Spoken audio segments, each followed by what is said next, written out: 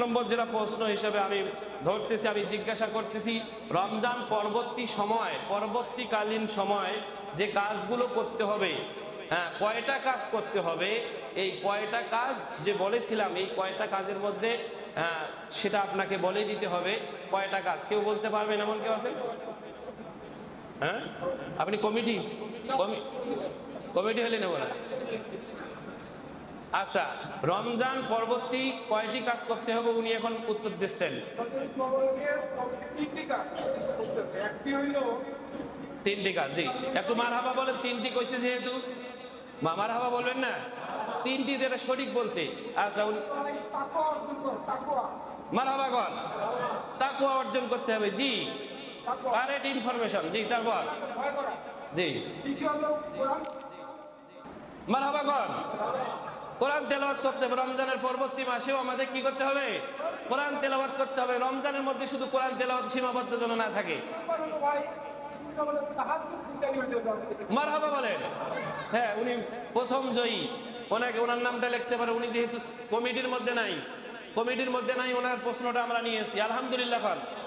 দ্বিতীয় প্রশ্ন যেটা এখন করা হচ্ছে, দ্বিতীয় প্রশ্ন করা হবে শাওয়াল মাসের যে 6টি নফল রোজা, এই রমজানের রোজা সহ, এই 6টি সহ যে 1 বছরের নফলের যে সওয়াব আল্লাহ রাব্বুল আলামিন তার আমলনামায় দান করবেন, কত নম্বর সূরা কত নম্বর যদি না বলতে পারি, যদি সূরার নামটাও বলতে পারি এবং আয়াত সংখ্যাটাও বলতে পারি, এরপরেও হবে। কত নম্বর আয়াত এবং সূরাটার নাম বলতে হবে। জি, একজন মারহাবা, একজন। হ্যাঁ, বলেন। সূরা আনাম, মারহাবা বলেন। এবং কত নম্বর আয়াত? 160 নম্বর আয়াত, মারহাবা বলেন। সঠিক উত্তর দিয়েছেন। তাহলে সূরা আনামের কত নম্বর আয়াত?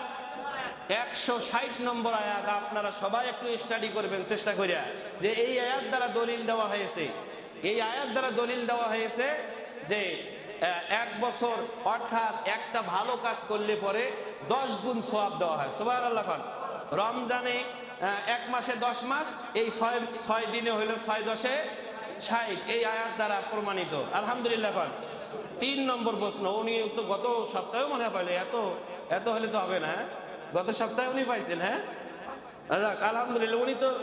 উনি যেহেতু উনি চেষ্টা করছেন, এজন্য মারহাবা দেওয়া দরকার। কি আপনার মারহাবা দিবেন? জি। আর 3য় নম্বর প্রশ্ন, নবীগণ সাধারণত 4টি গুণের অধিকারী ছিল। 4টি গুণের অধিকারী ছিল। এই 4টি গুণ কে বলতে পারবেন? হাত তোলেন। ওই যে পেছন থেকে মনে হয় না, এই হ্যাঁ আপনি পেছনে আগে হাত উঠছে নাকি? এটা আচ্ছা, আপনি বলেন তাহলে। 4টি যে গুণ ছিল নবীগণের, সাধারণ যে 4টে গুণ, সেই 4টে গুণ সম্পর্কে আপনি একটু বলেন। হ্যাঁ, 1 নম্বরে লজ্জাশীলতা, মারহাবা বলেন। জি। 2 নম্বরে মিসওয়াক করা, মারহাবা বলেন। তারপরে সুগন্ধ আর বিয়ে করা, মারহাবা বলেন। কারেক্ট ইনফরমেশন, সুন্দর উত্তর দিতে পেরেছেন। উনি 3য় জয়ী। হ্যাঁ, 3য় জয়ী। 3টে প্রশ্ন আমরা পেয়ে গেছি। আল্লাহ রাব্বুল আলামিন আমাদের সকলকে এরকম ভাবে গতানুগতিক ভাবে প্রত্যেক জুমায় এভাবে আমাদের কিছু শিখে, এখান থেকে কিছু শিক্ষা নিয়ে যেতে পারি, আমল